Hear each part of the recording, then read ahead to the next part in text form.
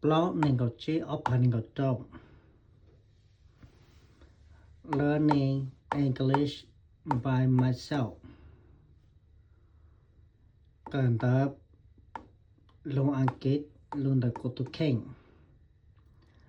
Abdicate Verb เท่าแต่ชูตักทอตัก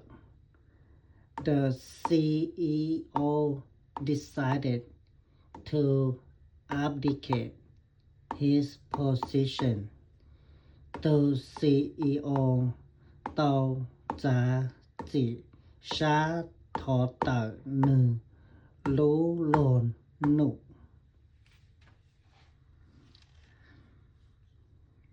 อินโออิโลโลเสนาจะพูดอยู่นั่งจะเอาละหาก็อินโออิโลโลเสา